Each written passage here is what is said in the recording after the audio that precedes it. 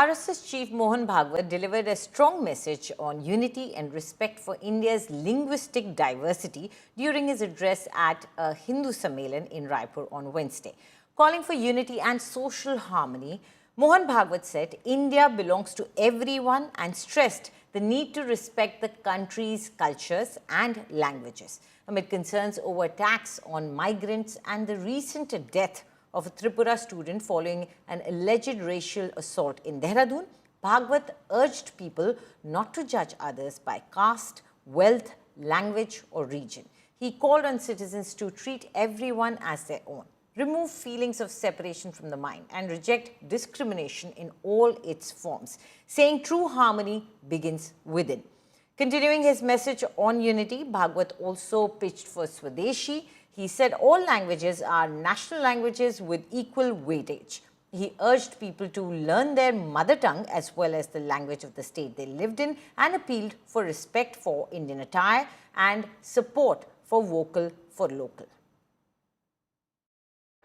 अपने आंखों से अलगाव और भेद को निकाल दो,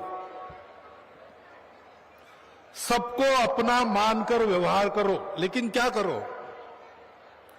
तो आप जितने इलाके में रहते घूमते हो, जितने इलाके में आपका परिचय है, उसमें जितने हिंदू हैं, हम तो सब हिंदुओं को एक ही मानते हैं, लेकिन दुनिया हिंदुओं में प्रकार मानती है।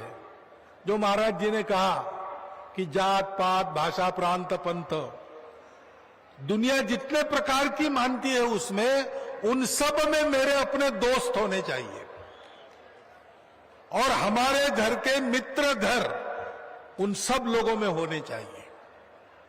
नित्य आना जाना, उठना बैठना, खाना पीना, सुख दुख में सहभाग जैसे मित्रों का आपस में होता है, मित्र कुटुंबों का आपस में होता है, वैसा हमारा होना चाहिए।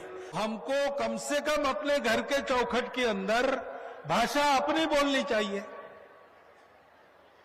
मेरी मातृभाषा में मैं बोलूंगा।